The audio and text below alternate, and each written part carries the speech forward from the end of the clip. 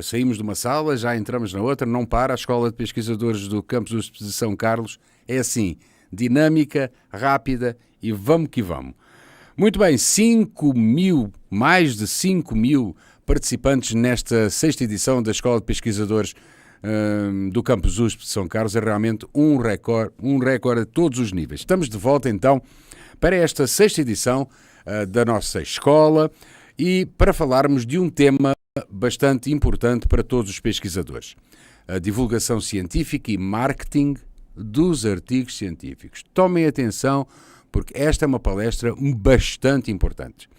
Para nos falar sobre este tema, a organização convidou alguém que desempenha as funções de gerente na editora biomédica Karger, no Brasil. Nosso convidado possui 8 anos de experiência no mercado de editoras científicas, atuando em vendas, marketing digital e treinamentos.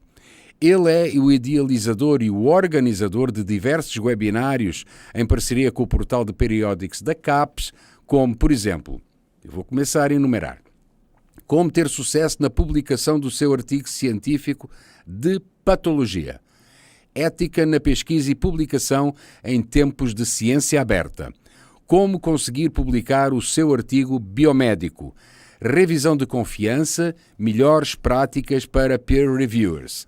Em sua apresentação, o nosso convidado irá falar sobre a importância de se fazer divulgação científica, considerações no planejamento de comunicação, o objetivo, o público e os canais, os formatos disponíveis, como imagens, vídeos, áudio e textos, boas práticas de comunicação, dicas de conteúdos adicionais para as redes sociais. Gente, vai ser demais, vai ser muito interessante e eu vou ficar grudado aqui também porque eu quero saber muita coisa daquilo que ele vai falar. Com a palestra subordinada ao tema Introdução à Divulgação Científica e Marketing do seu artigo, meus amigos, minhas amigas, é com muito prazer que passo a palavra a Vítor da Silva Carvalho. Vamos lá. Olá, Rui, tudo bem? Muito obrigado pelo convite. Meu nome é Vítor da Silva Carvalho, né? Eu sou gerente da editora científica Karger aqui no Brasil. Tenho especialização em marketing digital, Zealand Institute of Education, e trabalho nesse segmento editorial há mais de 8 anos, tanto na área de marketing como treinamentos e vendas também. Para mim é um prazer estar aqui participando da sexta Escola de Pesquisadores e especialmente para falar sobre divulgação científica e marketing do seu artigo científico. É um tema que, sem dúvida, vai ganhar cada vez mais corpo e está numa tendência bastante crescente. Então, sem mais delongas, peço desculpas pela minha voz, estou um pouco gripado, mas agradeço a um de todos aí. Gostaria de começar com essa reflexão, né? Quando que uma pesquisa efetivamente termina, né? Você tem lá sua dúvida, sua research question, você aplica o método, colhe os dados, tem o resultado, faz uma análise daquilo e chega na sua resposta. Então, essa resposta sua que ou confirma ou rejeita a hipótese que você tinha inicialmente. De maneira resumida, a gente pode considerar isso, né? Então, termina aí, encontrou a sua resposta, fim de papo. Na verdade, é que, pelo tópico, né, da minha apresentação, não, né? A ciência, ela não está terminada, né? Ela não acaba até que ela seja comunicada, né? Essa é uma fala do Sir Mark Walport. E basicamente é isso: a pesquisa ela não está finalizada até que ela seja comunicada, até que ela seja publicada, até que ela seja divulgada. Não adianta nada você ter uma descoberta nova ali, fazer um estudo, trazer uma contribuição extremamente relevante, pegar aquele resultado e guardar ali na gaveta, realmente não distribuir isso nos diversos canais que estão disponíveis, especialmente hoje em dia, que tem muito mais canais do que existiam antigamente. A pesquisa e a ciência ela não está terminada até que ela seja comunicada.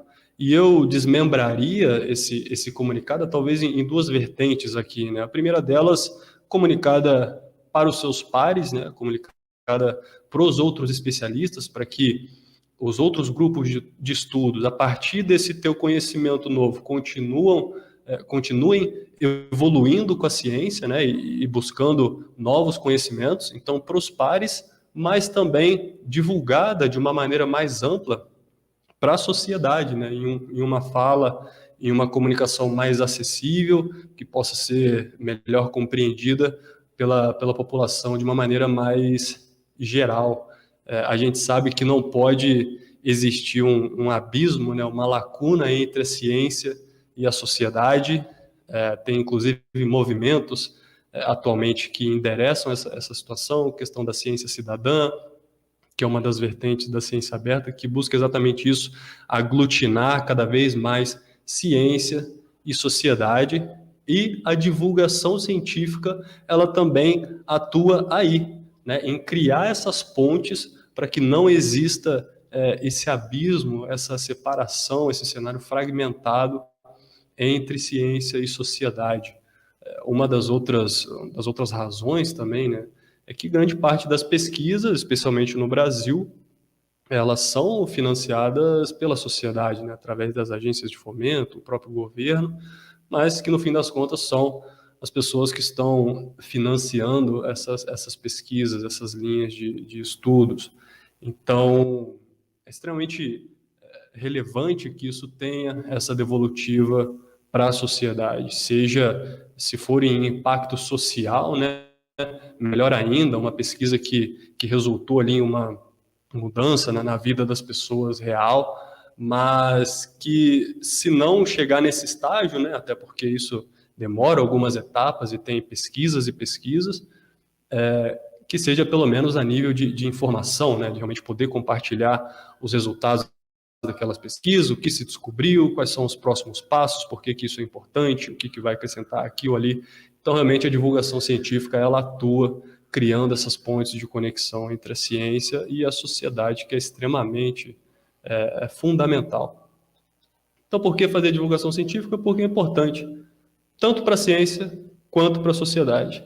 Até para que, quando ocorra, né, questões como nós, infelizmente, já vemos de cortes massivos na pasta da ciência, que isso efetivamente gere uma revolta, uma inconformidade na sociedade que seja correspondente com esse fato, né? Mas, na verdade, em alguns pontos do passado, viu-se a sociedade muito morna com relação a isso, com relação a cortes absurdos que estavam se fazendo na ciência, mas muitas vezes se dá por uma distância, exatamente pelas pessoas não terem esse conhecimento mais aproximado do que os pesquisadores estão fazendo e da importância da ciência e tecnologia para a sociedade, né? Um país sem ciência e tecnologia é um país pobre, é um país fadado a um futuro cinza e pequeno. Então, é importante para a ciência, é importante para a sociedade também. Eu busquei aqui o interesse em divulgação científica. Nos últimos 5 anos, puxei pelo Google Trends, que ele mede o interesse nesse tema baseado nas pesquisas, nas diferentes plataformas do Google, né, que as pessoas fazem dentro desse tema. E aí, nos últimos 5 anos, a gente começa a ver um aumento forte ali a partir de abril de 2020. Isso aqui no Brasil, né? Acho que até a gente pode estabelecer uma relação de causalidade aqui, né? Não é nem só correlação, apesar de ainda não ter feito estudo, mas o que aconteceu, né, em abril de 2020 aqui no Brasil para começar a ter esses disparos de interesse no tema de divulgação científica, né? Em abril de 2020 foi exatamente o mês que a gente teve uma intensificação da pandemia da Covid-19.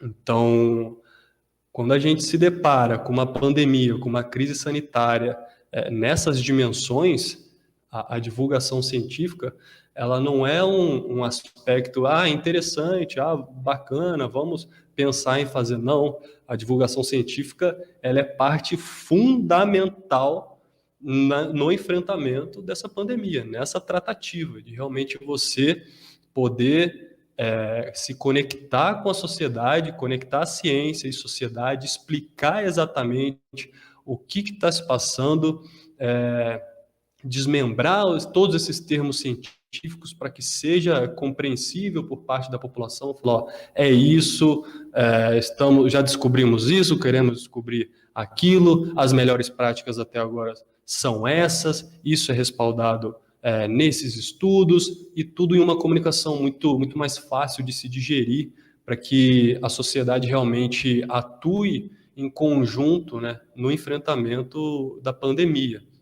Especialmente também a gente viu a importância de ter divulgação científica, de colocar os pesquisadores para falarem em programas de televisão ou em outros canais de comunicação também, e desmistificar os temas de vacina, os temas do vírus. Infelizmente, temos não só a pandemia do vírus em si, mas a pandemia das fake news, da desinformação. Então, a divulgação científica ela é, sem dúvida, uma parte fundamental nessa gestão de crise, especificamente nesses últimos anos, no caso da pandemia da Covid-19. Então, botei até algumas citações aqui de artigos que saíram, que foi de uma necessidade vital, né, uma comunicação científica efetiva. Isso foi destacado durante a Covid. Se tornou urgente empregar canais online para educação, pesquisa e prática que fossem confiáveis, e até algumas plataformas de social media emergiram como essenciais para divulgação científica. Então, é extremamente necessário, nesse caso especificamente da área da saúde, mas a gente viu como é fundamental. Um país que fez muito alinhadinho, muito certinho, tem um case de sucesso, né? A gente pode dizer foi a Nova Zelândia, onde realmente o governo se uniu com o comitê e uma divulgação científica extremamente assertiva com a população do país, explicando ali passo a passo para que pudessem enfrentar isso da melhor maneira possível. Por que fazer divulgação científica? Um outro tópico, a ciência aberta tem pavimentado novos caminhos, né? A ciência aberta, sem dúvida, vai só avançar de agora em diante, e tem algumas iniciativas que acabam abordando a divulgação. Por exemplo, aqui no Brasil, a gente teve o compromisso 8 do 5º Plano de Ação da Open Government Partnership Brasil, e dentro dessa proposta eles tinham o marco número 4, que é a proposição de indicadores de métricas alternativas para a medição do impacto de pesquisas científicas. Então, incluir mais inputs, mais algumas métricas diferentes, né? Talvez não somente fator de impacto, enfim, diluir um pouco esse fator de impacto, incluir novos elementos para começar a medir o impacto das pesquisas científicas, e trouxeram essa proposição de indicadores das métricas alternativas. O que são as métricas alternativas, né? São aquelas métricas de atenção social, o quanto que uma pesquisa produzida, publicada, um artigo, reverberou em redes sociais, em sites, em blogs, em patentes, em políticas públicas. Então, realmente, medindo muito mais a atenção social daquele estudo e não somente um impacto baseado nas citações do artigo, né? Então, já tem essa proposição. É claro que muitas vezes até isso se tornar ali uma política pública ou ganhar mais corpo vai levar algum tempo, mas acredito que a semente já está plantada, e essas métricas alternativas ela se relaciona muito com a divulgação científica, em você pegar esse artigo e realmente expandir, amplificar para outros canais, dentre eles redes sociais e vários sites, entre outros.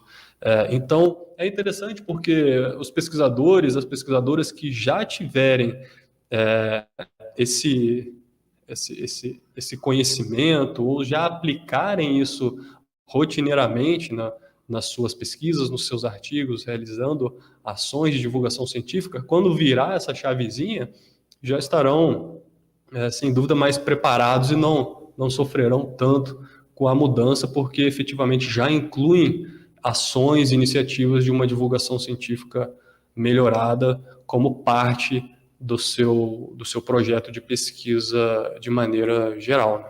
Outro ponto também é potencializar o impacto acadêmico, né? Então, as citações em si, tem alguns artigos já que saíram, nesse caso especificamente na área da saúde também, mas conversa com outras áreas de conhecimento, que a presença de publicações nas redes sociais foram associadas com um aumento no número médio de citações em um período, nesse caso aqui desse artigo, de 3 anos depois da publicação. Tem outro artigo também da PLOS ONE, que identificou uma correlação positiva entre a exposição nas redes sociais e as citações daquele artigo. Então, obviamente, é um cenário complexo, analisado mais no médio e longo prazo, não necessariamente uma causalidade, mas que sim foi identificada uma correlação naqueles artigos que tinham uma exposição maior nas redes sociais e eles acabaram tendo mais citações. Então, também melhora o impacto acadêmico você realizar iniciativas de divulgação científica. E, por fim, porque você pode, né?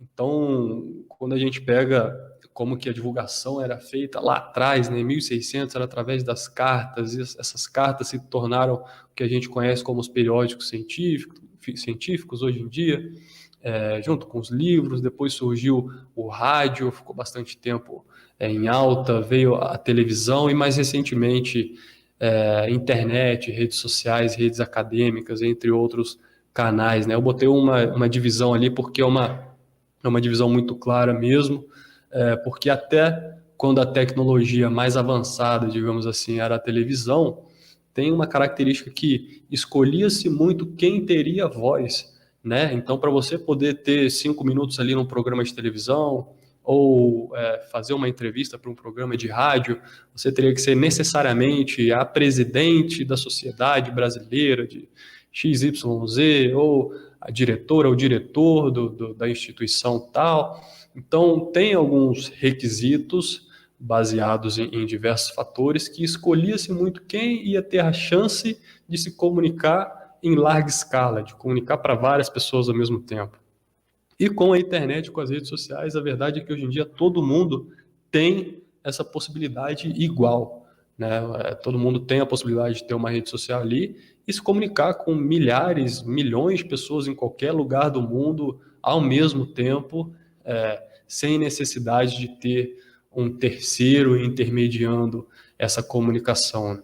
Então, por exemplo, Attila Yamarino, Pedro Loos, Sérgio Sacani, o próprio Drauzio Varela, vários divulgadores, Natália Pasternak, vários divulgadores científicos que têm ali suas redes sociais e têm essa comunicação direta com milhões de pessoas, obviamente colhendo os benefícios e os desafios que é ter essa comunicação direta também com essa quantidade de pessoas, né? Mas, sem dúvida nenhuma, a internet, as redes sociais, redes acadêmicas, ela democratizou muito a comunicação, né? Isso potencializa com que cada pesquisador, cada pesquisadora possa considerar desenvolver ações de uma divulgação mais amplificada das suas pesquisas.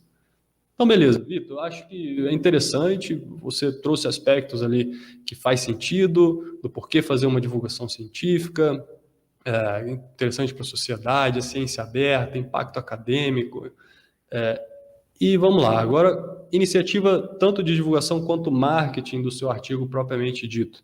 E agora eu trago um pouco do respaldo ali em marketing digital, né? Qualquer campanha de comunicação ou de marketing digital tem um pilar em 3 aspectos aí, né? Primeiro, qual que é o seu objetivo, com quem você quer falar e quais canais você vai utilizar. Esse é o tripé da campanha. Se você deixa faltar algum desses 3, realmente uma campanha que está fragmentada. Então, qual que é o seu objetivo, com quem você fala, quais canais. Então, qual que é o seu objetivo, né? Coloquei até o gatinho da Alice ali, que tem aquela fala clássica do filme Alice no País das Maravilhas, né? Que ela fala, para onde essa estrada aqui vai? Ele fala, para onde você quer ir? Ela fala, não sei. Ele fala, bom, você não sabe para onde você quer ir, então qualquer caminho te serve. Então, o que você quer fazer, né? Você quer amplificar a visibilidade do seu novo conteúdo publicado, fazer um marketing puro daquele seu artigo novo que acabou de sair, legal. Não, quero desmistificar temas da ciência para não especialista, realmente fazer uma parte de uma divulgação, democratizar mais aquele conhecimento, ser curador de novos conteúdos científicos, educar acerca de um conhecimento específico de diversas maneiras. Com quem que você vai falar, né? São especialistas ou não? É um público leigo? Então, trago um outro exemplo da área da saúde, porque é a carga da área da saúde. Você é um endocrinologista, publicou um novo estudo sobre diabetes. Você quer fazer uma divulgação para falar com os outros endocrinologistas especialistas que vão levar essa conversa para outros patamares, ou não, você quer divulgar esse estudo que você fez sobre diabetes para o público que tem essa doença e que realmente divulgar isso para eles vai trazer uma melhora na qualidade de vida, uma melhor compreensão daquela condição, enfim. Qual o conhecimento prévio deles no tema, qual é a faixa etária, quais redes que eles estão, qual é o tom da comunicação, vai ser mais sério, vai ser mais informal, vai ser engraçado, vai ser sóbrio, enfim. E quais informações que eles buscam online. A partir daí, quais canais e formatos que são mais apropriados, né?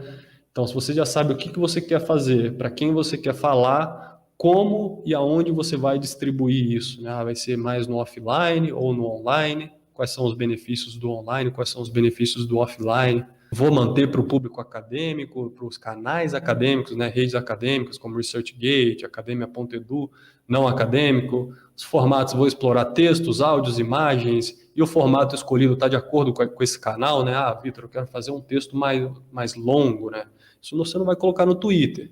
Você vai fazer um blog. Ah, eu quero fazer um vídeo mais longo. Pode ir para o YouTube, um vídeo mais curto. Trabalha legal com o Instagram, também com o YouTube Shorts agora. Então, realmente poder adequar o formato daquela mensagem com o canal que você está distribuindo.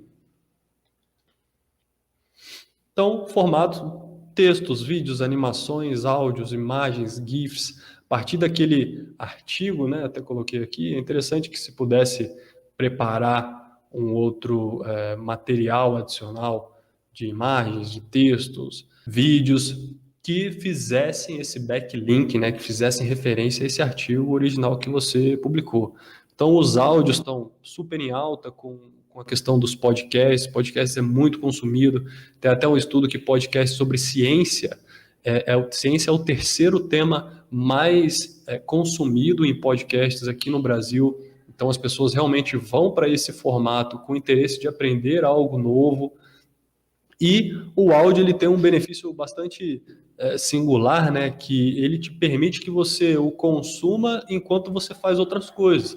Então, você está ali no ônibus, indo para o trabalho ou indo para a faculdade, você pode consumir o áudio sem nenhum problema. Você está na sua casa ali, às vezes eu, quando estou lavando louça, coloco um podcast e fica um momento muito mais agradável, aprendo algo novo, que é diferente, por exemplo, de um vídeo, né? O formato em si de um vídeo, ele pede que você pare tudo aquilo que você está fazendo e olhe para ele durante X minutos. Então, ele é algo que quer um pouco mais de exclusividade, assim, né? O áudio, ele já permite que você consuma ele simultaneamente com outras atividades ali. Então, é bastante interessante. Imagens, um recurso bastante importante também, especialmente se a gente fala de redes sociais, né?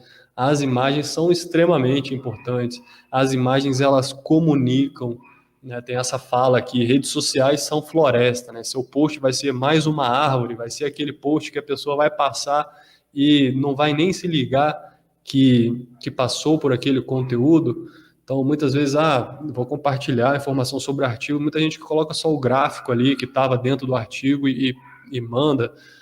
Pô, será que não é melhor trabalhar numa imagem um pouco mais rebuscada, que te ajude a comunicar o conteúdo daquela pesquisa, mas que também te ajude a chamar a atenção das pessoas que estão nas redes sociais? É importante isso. No marketing digital, a gente tinha uma máxima que era assim, a imagem para o scroll, né? A pessoa está ali dando scroll down, scroll down, scroll down. Na hora que ela vê uma imagem chamativa, ela para. Ela para por causa da imagem. Aí depois ela vai ler o texto.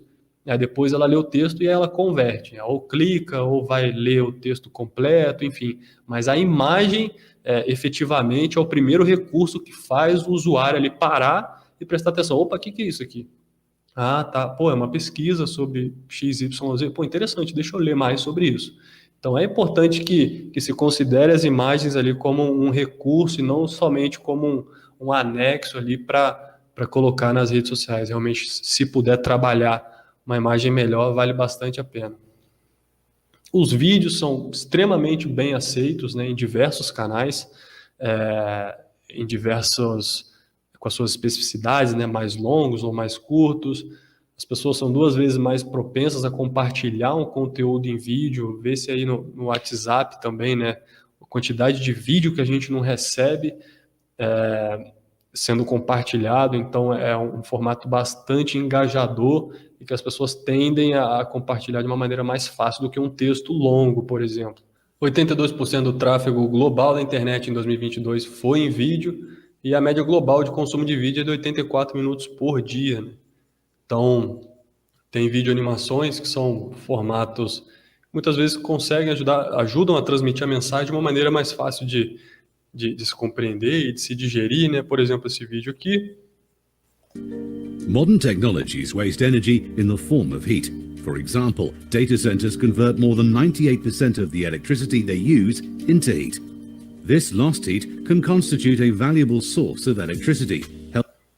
Então, é um exemplo, né? Foi produzido pela Karger. A Karger também, como editora, trabalha nessa vertente de produção de videoanimações. Obviamente, nesse caso, em inglês, para um público internacional, mas sempre importante adequar a mensagem, se for para o público brasileiro, enfim, preparar um vídeo desse em animação. Pode ser um formato que ajuda muito também nessa disseminação desse conteúdo. E, por fim, porém não menos importante, o formato de texto, né? A forma como a gente ainda se relaciona na internet é muito através das pesquisas, de texto, digitando as palavras, lendo o texto, tá tudo, a maior parte dessas informações na internet seguem em texto. Então, é um formato bastante importante também. Puxando um pouco aqui a referência de jornalistas, né, do que eles consideram como noticiável, tem alguns tópicos aqui que, se a sua pesquisa, o seu estudo se relacionar com alguma delas, ou você conseguir envelopar o seu estudo em uma desses tópicos, é interessante. Então, por exemplo, o tema de impacto, né, é algo que ou aconteceu com muitas pessoas ou impacta a vida de muitas pessoas. Então, por exemplo, o tema da Covid-19 basicamente impactava a vida de todo mundo, algo extremamente global. Então, qualquer notícia que era sobre a Covid-19 era uma notícia que tinha um impacto alto e, portanto, considerada muito noticiável pelos jornalistas, né? Então, se você vai lidar com assessores de imprensa, jornalistas para ajudar nessa divulgação do seu conteúdo, se a sua pesquisa pode impactar a vida de muitas pessoas ou foi feita com muitas pessoas, isso pode ter uma característica de bastante noticiável aos olhos deles. Proximidade, então, um estudo chegou a tal conclusão e isso vai mudar a vida das pessoas que moram em São Carlos. Então, dentro dessa geografia mais específica, é extremamente relevante. Então, isso também é noticiável, mas obviamente por os canais, né, dessa cidade, e quando se for pensar em uma estratégia de comunicação, uma campanha de redes sociais, vai se delimitar essa comunicação também muito mais para essa localização e não de uma maneira muito mais ampla, se não faz tanto sentido. Atualidade, proeminência, né, ou notoriedade, algo que acontece com uma pessoa, alguém que tem ali muita notoriedade aos olhos da mídia, isso pode ser vinculado com essa pessoa para chamar mais atenção. Um exemplo aqui, sei lá, por exemplo, se a Beyoncé fala que agora que tem diabetes, então pronto, todos os estudos relacionados a esse tema vão ganhar uma noticiabilidade muito maior, porque esse nome traz um gancho de atenção muito grande e pode-se utilizar isso para fazer uma divulgação dos estudos em si. Não que você vai mudar a informação que você vai transmitir, né, focando na Beyoncé em si, mas utilizar esse gancho para explorar essa tua notícia, essa tua pesquisa sobre aquele tema. Então, ineditismo, raridade e interesse humano também, que eventualmente se conecte com as emoções das pessoas. Dentro do texto, né, o texto de divulgação ele é diferente, né, do artigo. No artigo, o mais importante vem no final. No texto de divulgação, o mais importante ele vem primeiro, é a primeira coisa que você tem que entregar para a pessoa, e aí depois você detalha ao longo do texto, e essa estrutura dessa notícia normalmente se divide em 4, né? A manchete, que tem o objetivo de fisgar o leitor, então realmente uma manchete que seja atraente, não é clickbait, não é fazer algo apelativo, mas é realmente botar um título que gere uma vontade nas pessoas de continuar lendo. Depois vem o lead, que é aquele parágrafo onde você responde as principais perguntas, né? Até aquele 5W1H, que é why, what, who, when, e o H é how. Então você realmente entrega todas essas respostas para a pessoa de cara, e aí depois você detalha mais no corpo da notícia e você encerra com alguns redirecionamentos e reflexões. Então a ideia dessa estrutura é que você capte a atenção da pessoa e entregue já o principal para ela. Então, se essa pessoa eventualmente não tiver ali o tempo ou não ficar com você até o final, o principal daquela informação ela já levou.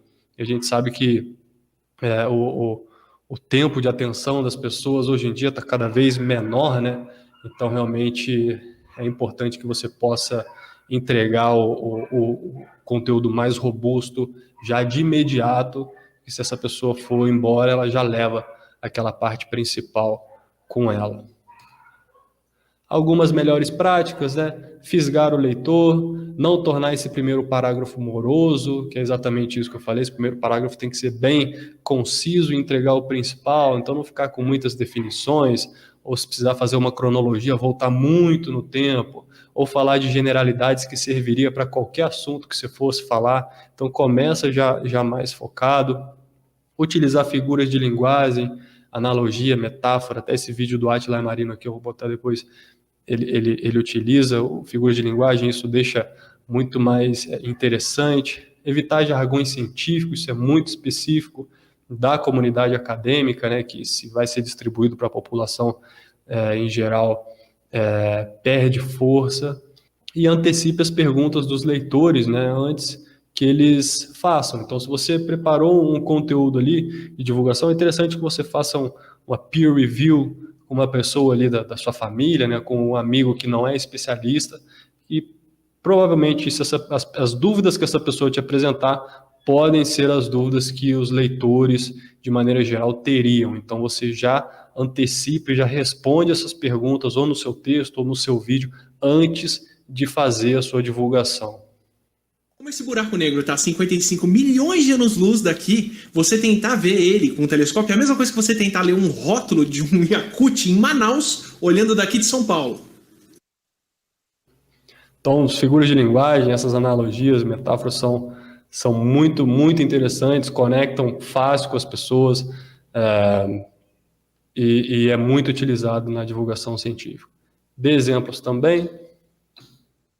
Utilize ganchos com o momento atual, né? Então, cada mês, né? Cada mês tem uma cor, outubro rosa, novembro azul. Você pode utilizar alguns ganchos, algumas datas, ou datas comemorativas, ou eventos, Olimpíadas, Copa do Mundo, alguma coisa que esse novo um lançamento de foguete. Então, o momento atual também pode gerar alguns ganchos para você conseguir distribuir, comunicar o seu artigo de uma maneira mais interessante se você tem uma relação com aquilo. Se der, né, obviamente.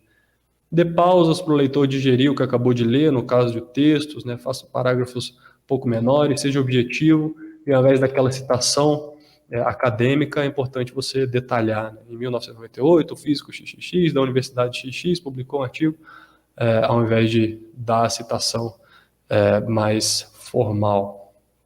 E falam que tem um número mágico aí, né, que é 3 pontos principais para você destacar. No final, se você entrega 3 pontos principais daquele artigo, normalmente são referências que as pessoas conseguem memorizar e guardar e levar com elas para quando elas precisarem compartilhar ou dividir aquela informação com outras pessoas. Tem até a agência Bore, que é super importante de divulgação científica aqui no Brasil, e normalmente os textos deles de divulgação no site sempre tem ali 3 pontos também já no início do texto, do principal, que é aquele estudo. Então é um númerozinho meio mágico para as pessoas conseguirem lembrar. E o simples é uma das formas mais sofisticadas de comunicação. Não tem nenhum demérito em você fazer uma divulgação científica utilizando uma comunicação simples, uma linguagem simples. Na verdade, isso vai enriquecer essa sua estratégia de comunicação, isso vai potencializar que ela seja mais assertiva e alcance a mais pessoas. Então, é meio lógico, né? Se você deseja fazer uma divulgação que o seu objetivo é alcançar o maior número de pessoas possível, você utilizar um formato, né, de linguagem que efetivamente conversa com todas as pessoas é mais esperto, né? Vai te ajudar a alcançar essas pessoas e realmente que aquele conteúdo seja compreensível nas diversas camadas, né? E é até interessante a gente pensar também que não tem especialistas em todas as áreas, né? Cada especialista é em uma área. Então, por exemplo, um especialista de física e um especialista de biologia, para eles compartilharem ali sobre os seus estudos, eles se conversam em uma linguagem mais simples, né? Então, um engenheiro conversando com um médico, por exemplo, as linguagens especializadas de cada um é totalmente diferente. Então, até as pessoas com alto grau acadêmico e tudo mais, mas essas diferentes áreas, todo mundo se comunica dentro de uma linguagem mais simples, uma linguagem mais acessível para todo mundo. E não sei exatamente de quem é a fala, mas falam que se você não consegue explicar algo de uma maneira simples, na verdade é porque você ainda não entendeu o suficiente sobre aquele tema para poder explicar. Então, realmente, explicar de uma maneira simples realmente não é demérito nenhum, significa que você sabe muito daquilo que você está falando, ao ponto de trazer em uma linguagem mais acessível. E aí, os canais, né? Então, você já sabe qual que é o objetivo da sua campanha, você já sabe com quem que você quer falar, você pensou nos formatos que você quer produzir, que você tem mais familiaridade ou prefere, e para onde você vai distribuir isso. Então, tem vários, tem os offline, né, como congresso, eventos, as aulas, revistas, rádio, jornais, televisão, tem redes acadêmicas, né, nesse caso não é bem uma rede, né, mas o currículo Lattes é um ambiente ali também que você pode gerar uma encontrabilidade maior, a própria Orchid, Google Scholar, estar presente também nas ferramentas de engrenagem do Google, né, e aparecer ali no Google Scholar, gera mais um ponto de encontrabilidade dos seus conteúdos, é importante. Publons, e-mail, WhatsApp, blogs, podcasts, as redes sociais e ResearchGate, Academia.edu também são extremamente utilizados aí como redes acadêmicas, agora sim. E escolha aqueles que fazem sentido para você, né? Acho que é humanamente impossível estar presente em todas e fazer um trabalho impecável em todas, então muitas vezes melhor do que você tentar estar em 10, 5 redes diferentes e fazer algo meia boca nas 5, é melhor você escolher uma ou duas e fazer algo realmente de qualidade nessa uma ou duas que você se propõe.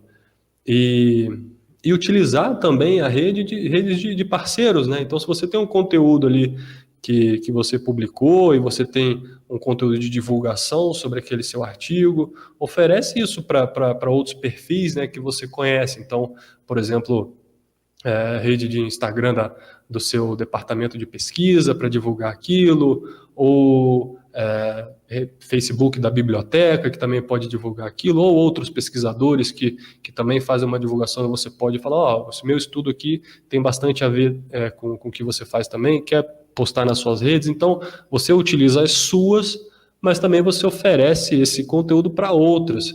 E no final das contas isso é muito interessante, porque um grande desafio para quem tem uma conta, né, é realmente ter aquela constância de publicação.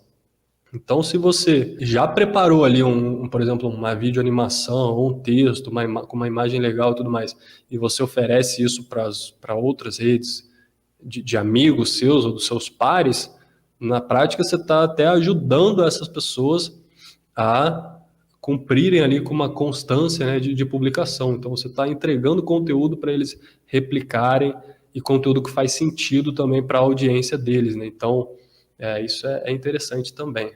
Redes sociais no Brasil, o Brasil é muito forte no consumo de redes sociais, na utilização de redes sociais, né? Então está sempre numa crescente, já mais de 170 milhões de usuários no Brasil, é muita gente. O YouTube com 138 milhões, Instagram já passou o Facebook, né? Há um tempo atrás o Instagram ainda vinha crescendo, mas hoje em dia já tem mais usuários do que o Facebook. O TikTok super forte também, LinkedIn e Twitter, né? O Twitter ele é bem aceito na comunidade acadêmica, mas também o Instagram está vindo com tudo, o YouTube também, além dos podcasts, né? Acho que o interessante é talvez dar um passo atrás, assim, né? E simplesmente entender que a comunicação científica, antigamente, ela se dava em poucos canais pela escassez de canais, né? Então, lá em 1600 eram as cartas porque era a tecnologia que tinha disponível naquela época para se divulgar. Depois os eventos presenciais, depois veio o rádio, ficou sendo só o rádio durante um bom tempo, ou rádio, livros, né, e periódicos. Então, vão surgindo novas tecnologias ou novas maneiras de se comunicar. Então, é interessante que se possa utilizar isso, né? Claro que o periódico científico ele é a maneira oficial ali onde a ciência se comunica, apesar de que os pré-prints, né, também já são muito bem aceitos, aqueles conteúdos que às vezes ainda não passaram por revisão por pares, mas eles têm uma robustez também muito grande, especialmente em algumas áreas do conhecimento. Mas depois, realmente entender que hoje em dia a gente simplesmente tem mais canais para fazer essa comunicação chegar nas pessoas, esse conteúdo chegar nas pessoas. Então, é poder explorar aquilo que tem disponível, né? Às vezes vejo pesquisadores ou pesquisadoras aí com uma certa resistência em utilizar redes sociais e tudo mais. Mas isso te dá uma potência de comunicação, né? Eu fico imaginando se pegasse um pesquisador lá de 1600 e falasse, olha, sabe esse conteúdo que você produziu, esse conhecimento novo?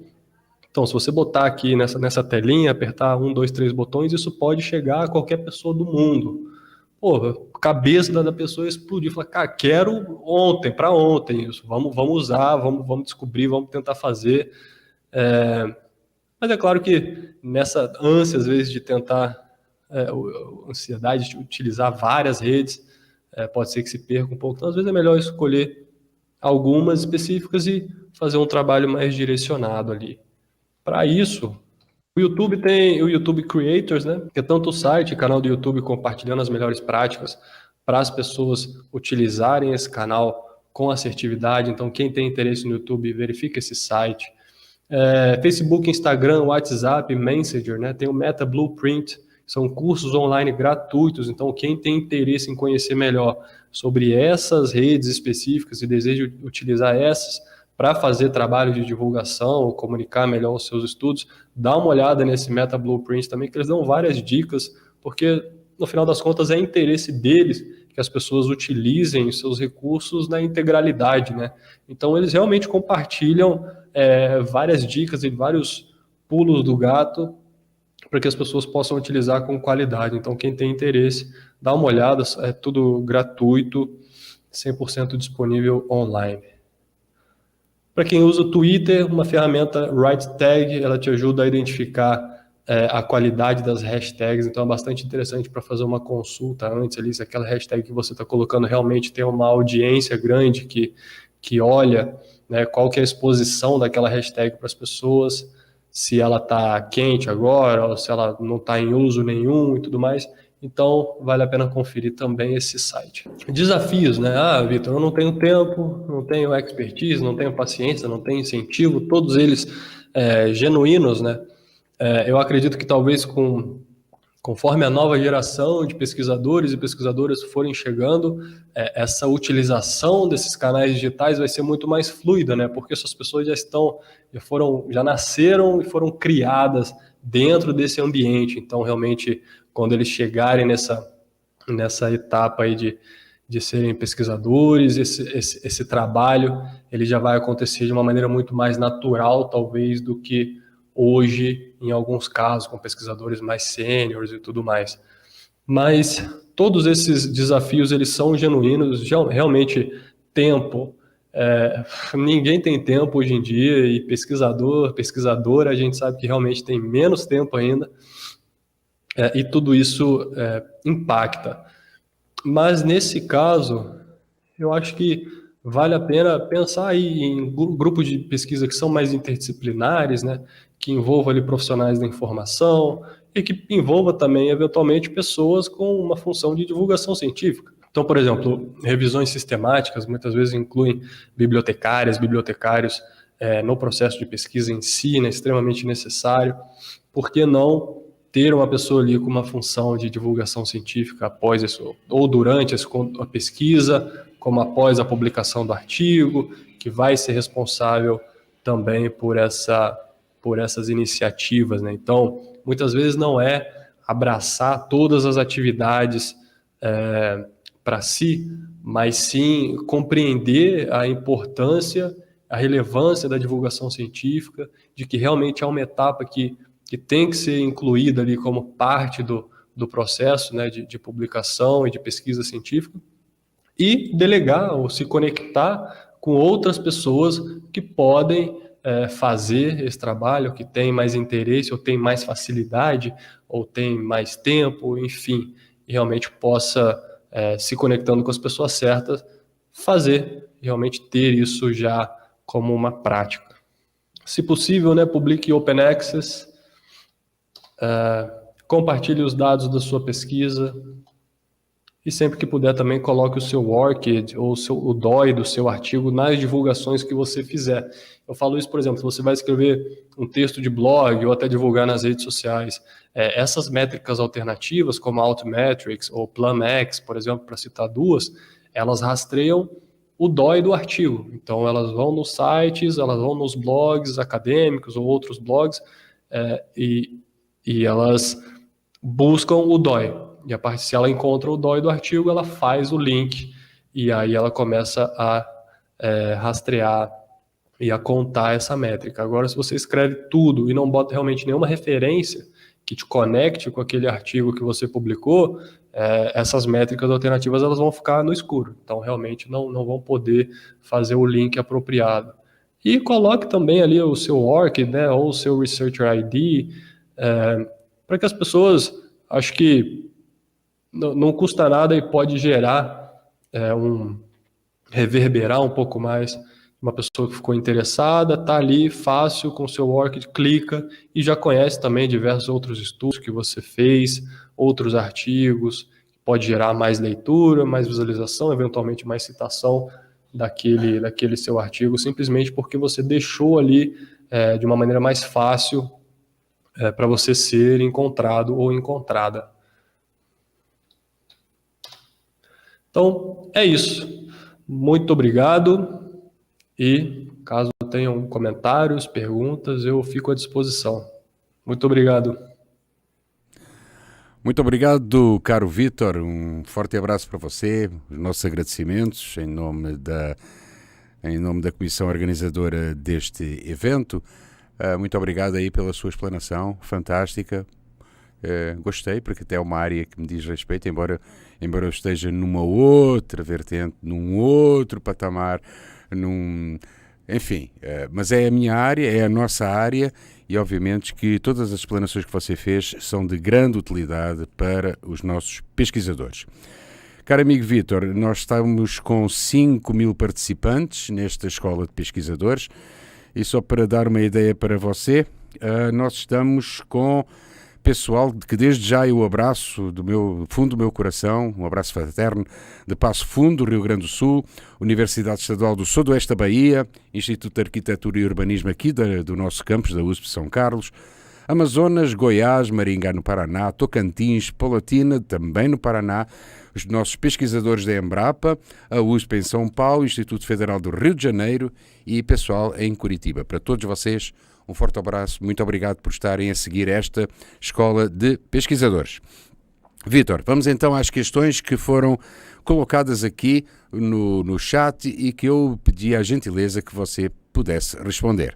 A primeira questão vem da Isabela Ribeiro Borges.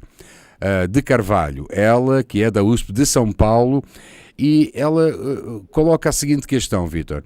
Seria melhor incluir comunicadores e pesquisadores de marketing em orçamentos de projetos de pesquisa? Obrigado, Rui, muito obrigado.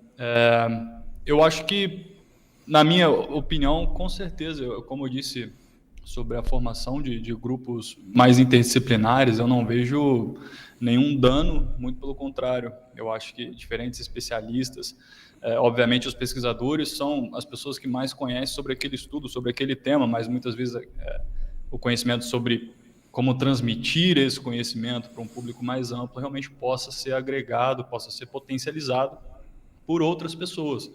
Por exemplo, quando a gente fala de estudos de revisões sistemáticas, muitas vezes tem bibliotecários, profissionais da informação que dão suporte ali naquela parte de coleta da bibliografia, de mexer naquelas plataformas de pesquisa com eficiência, e eles também se tornam autores depois, né? E então alguns grupos que juntem outros especialistas da área de comunicação, da área de marketing, eu vejo com bastante positividade. Muito bem, passamos à pergunta seguinte, que vem do Rafael Figueiredo. Vem da Débora Praciliano de Oliveira, ela que é também da USP. E ela falou o seguinte: pensando no marketing dentro do meio científico, usar plataformas como ResearchGate pode ajudar na distribuição de conhecimento ou na disponibilização aberta, assim é má vista. Ela que é de Santo André, da Universidade Federal do ABC. Com certeza, o ResearchGate é uma plataforma extremamente interessante para conectar os pesquisadores, né, efetivamente com esse objetivo de ser uma rede social, acadêmica. Então, realmente, para fazer essas conexões, para encontrar conteúdos, tem a ferramenta de fóruns que você realmente pode ter, muitas vezes, os melhores especialistas ali também comentando um assunto. E muitas vezes, quando você coloca o teu conteúdo ali, é uma vitrine, né? Então, é uma vitrine para pesquisadores do Brasil, pesquisadores internacionais, e isso pode gerar resultados muito positivos em termos de exposição daquele novo conhecimento que você traz, de conexões, de possivelmente novas parcerias para novos estudos, e de maneira alguma ela é má vista. Trago a perspectiva da editora Carg, não só a Carg, mas diversas outras editoras têm uma parceria forte também com o ResearchGate, então recomendo 100%. Acho que vale bastante a pena. Eles estão fortalecendo muito a parceria com editoras comerciais também, editoras de sociedades, todos os tipos de editoras, para potencializar a plataforma do ResearchGate. Então, acho que ainda tem um caminho bastante positivo no futuro dela. É muito boa. Muito bem. Faço aqui uma retificação. A Débora não é da Universidade Federal do ABC, mas sim da USP. Agora sim, o Rafael Figueiredo, que é da UFABC. Pensando no marketing dentro do meio científico, usar plataformas como ResearchGate pode ajudar na distribuição de conhecimento ou a disponibilização aberta. Assim, é má vista? Essa acho que foi o que eu acabei de responder. Acabou de falar, mas se quiser complementar esta pergunta... Não é má vista, não. Muito pelo contrário, tende a gerar resultados bastante positivos. A potencialidade de você distribuir o seu conhecimento ali na ResearchGate para alcançar novos leitores, possivelmente novas citações, porque também o público da ResearchGate é um público extremamente especializado, né? Então tem isso também. Você colocar o seu conteúdo, por exemplo, fazer uma divulgação mais ampla nas redes sociais, Instagram, Facebook, YouTube, você alcança um público. Quando você coloca no ResearchGate, são públicos de especialistas também. Então, isso pode, inclusive, gerar um impacto acadêmico ali, de facilitar com que outros pesquisadores com linhas de pesquisa parecidas possam ali fazer citação também do seu artigo mais de imediato ali. Então, muito positivo utilizar o ResearchGate. Ok. Temos agora o Carlos Santos. O Carlos Santos é da Universidade Estadual Sudoeste da Bahia. E ele fala o seguinte: tenho aqui um colega meu, o Vítor. Vamos lá ver o que é que o Carlos fala. Trabalho como repórter na Universidade Sudoeste Estadual da Bahia e divulgamos muitas pesquisas, resultados, etc. Qual a melhor forma para a divulgação científica e onde encontrar matérias de divulgação científica no Brasil? Obrigado pela pergunta. Onde encontrar matéria? Bom, diversos canais. Pensando um pouco ali do lado de repórter, né? Eu nesse momento faria um destaque à agência Bore. Eles fazem um trabalho incrível de divulgação científica. Procura entrar depois no site deles, porque eles têm uma parceria basicamente com todos os periódicos brasileiros, né? Eles têm uma parceria forte com a Cielo, né? Então, todos os periódicos que estão indexados na Cielo, a agência Bore recebe ali as pesquisas de antemão, antes que elas sejam publicadas, e elas oferecem ali esse conteúdo também para vários jornalistas do Brasil inteiro. Então, se você trabalha nesse campo, você pode também se cadastrar na plataforma deles. Eu não vou entrar tanto em detalhe, porque eu também não sei as especificidades, mas os jornalistas podem se cadastrar na plataforma deles e receber também essas pesquisas de antemão para que possam depois comunicar em outros canais e amplificar esse conhecimento ali em outros veículos. Então, acho que vale a pena dar uma conferida no site da agência Bore nesse caso. Muito bem. Seguidamente temos a Cibele Pelissari dos Santos. A Cibele é pós-doutoranda na USP e ela pergunta: quem deve fazer essa divulgação? Cabe aos pesquisadores e professores mais uma função? As instituições não deveriam ter assessorias profissionais para esse fim?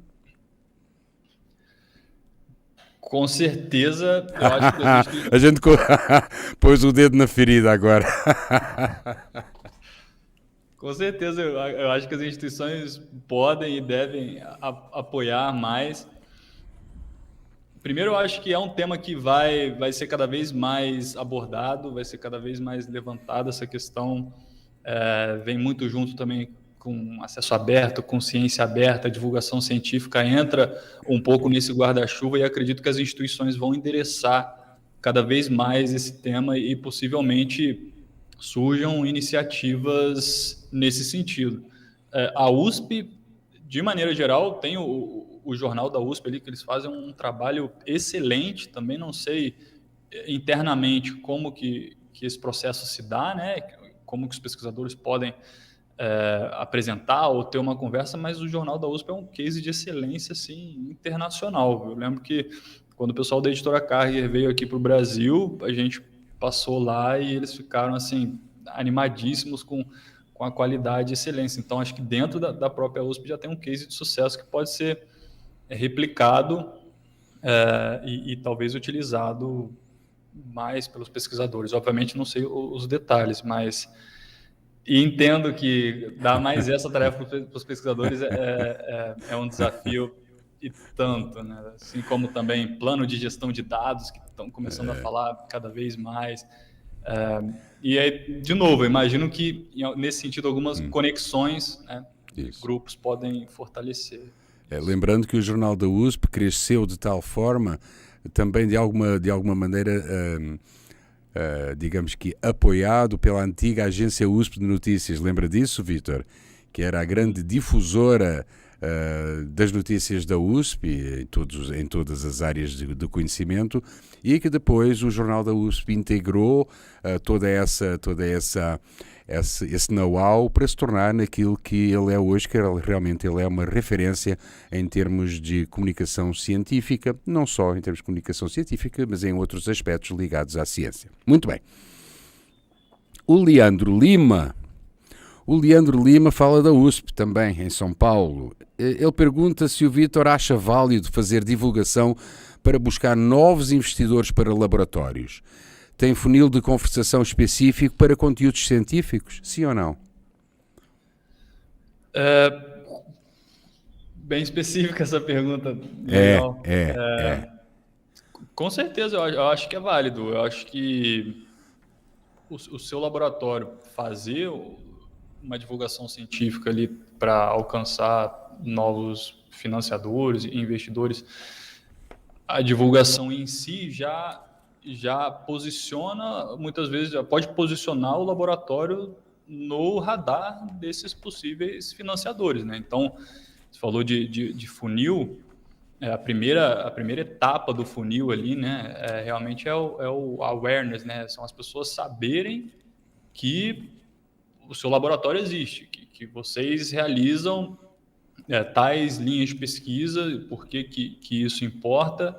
E aí depois, se existe um funil de conversão específico para conteúdo científico, não, mas pode-se pensar, né? Então, pensando nesse caso específico de financiadores, tem que ter também um rastreio, né, do que é importante para esses financiadores e como que vai se conectar, né, com o seu laboratório, para que você divulgue seus conteúdos, mas também comece a gerar esses pontos de conexão que vai fazer esses financiadores se interessarem ou considerarem uma aproximação para possivelmente um financiamento.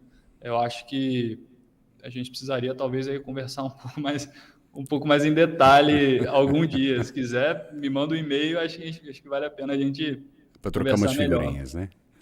O Carlos Santos volta a nos contactar da Bahia. Ele fala que já existe o jornalismo científico, mas ainda existem poucos jornalistas que cobrem a ciência. Ele pergunta se o Vítor indica algum curso para jornalistas se especializar na área de comunicação científica. Eu conheço, eu sei que a Unicamp tem um curso de jornalismo científico. Exatamente. É o LabJOR, né? Exatamente, o LabJOR tem um curso reconhecidíssimo de jornalismo científico. Sobre divulgação científica também, a própria Fiocruz tem alguns cursos nessa área. E também a agência Bore, que eu comentei agora, eu sei que eles fazem alguns treinamentos também, tanto para pesquisadores quanto para jornalistas. Então, de repente, no site deles pode encontrar alguma formação adicional mais focada e também bastante especializada. Então, muito bem. Isso. Ana Paula Barbosa, ela fala-nos de Belo Horizonte. Ela fala que muitas revistas possuem termos que retenção dos direitos autorais pelo artigo. Até que ponto é que podemos explorar os dados, gráficos e imagens para divulgação científica? Realmente cada periódico ele trabalha com uma licença, né? Então vai depender muito da licença que aquele periódico aplica e quais são as restrições. No geral, se é uma revista fechada, que os autores cedem os direitos autorais pro periódico, muitas vezes tem um período ali de embargo, que depois que passa esse período de embargo, às vezes 6 meses, às vezes 12 meses, os autores podem fazer uma divulgação da sua própria versão sem nenhum tipo de problema, né? Então, que você... não a versão final que foi publicada no periódico, mas a sua versão aceita do manuscrito. Só tem esse período de embargo que é importante ficar atento para não divulgar antes do que é possível. Mas também acredito, agora conecta um pouco com a questão do acesso aberto, da ciência aberta, a tendência com que as pessoas publiquem ali os seus artigos em acesso aberto é que os autores possam reter os direitos autorais, né? Então, simplesmente aplicada ali uma licença CC BY, né, daquela Creative Commons, e os direitos autorais ficam com os autores, e aí realmente fica muito mais facilitado para fazer qualquer tipo de divulgação, de amplificação desse conhecimento nas plataformas, redes sociais, redes acadêmicas, sem nenhum tipo de preocupação. É claro que a publicação em acesso aberto agora ela incorre um custo de APC, né, dependendo da revista também que você vai publicar. E aí vale a pena ver se a sua instituição tem algum tipo de acordo que fomenta isso, alguma bolsa, algum financiamento que pode cobrir isso, e aí tendo essa licença ali, CC BY, retendo os direitos autorais, tudo vai ficar bastante mais facilitado para a divulgação científica. Caso contrário, realmente vale a pena ver qual o tipo de licença que aquele periódico aplica para não dar nenhuma dor de cabeça. Muito bem. Vamos passar agora a uma pergunta internacional. Alma Blasida Concepción Elisaur Benítez Catirze. Ela, segundo eu creio, ela fala-nos do Paraguai. E ela fala o seguinte: como é que você vê essa mistura de conteúdos da vida pessoal junto com os conteúdos científicos de um pesquisador? E agora foi. Uma opinião pessoal, né? Eu acho interessante. Obviamente, em certos níveis, né? Acho que saber dosar isso é importante, mas acredito que humaniza, né, mais e aproxima as pessoas dos pesquisadores. Então, como eu disse lá no começo, né, a ciência ela não pode estar distante da sociedade ali que vive no entorno e saber realmente quem está por trás da produção dessa ciência, quem é o pesquisador ou a pesquisadora. Isso acho que gera uma conexão que possivelmente até facilite, né, na apropriação daquele novo conhecimento, né? Por exemplo, um divulgador científico, Átila Yamarino, bastante famoso aqui no Brasil, ele tem níveis ali de divulgação de questões pessoais, né? Quando ele teve o bebê dele lá e tudo mais, que isso aproxima também, gera uma conexão, e enquanto isso ele vai fazendo uma divulgação também de novos temas. Então, obviamente é importante saber dosar isso, mas eu acho que é um ponto interessante de se explorar. E agora vamos para a última questão, que é colocada novamente pela Débora Preciliano de Oliveira. E a pergunta dela é sobre quem divulga o processo de pesquisa sem que a mesma tenha sido publicada. É válido? Ou, para não correr o risco de perder o ineditismo, é mais seguro divulgar o que foi publicado? Eu acho que divulgar o processo da pesquisa em si é interessante. E para não perder esse ineditismo, talvez a divulgação que você vai fazer nesse momento anterior à publicação, né, possa... Desculpa, passou um avião aqui do lado, fez um barulhão.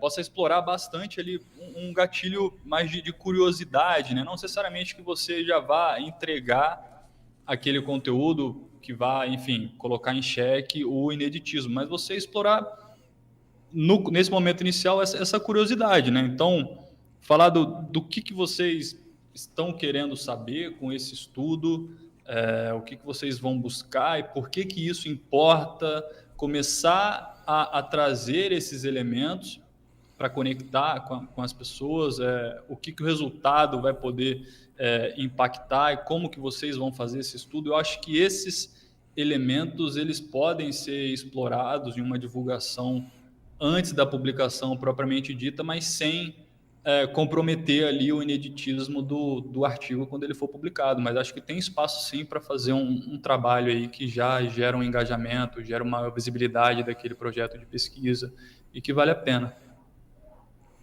Muito bem, Vítor, chegamos ao final desta fantástica apresentação e desta dinâmica de perguntas e respostas.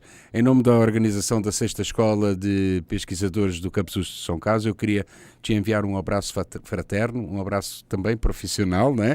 E desejar maiores felicidades no teu percurso profissional e agradecendo muito, mas mesmo muito, a tua participação aqui neste evento. Forte abraço, Vítor. Muitíssimo obrigado, Rui. Um abraço. Um abraço.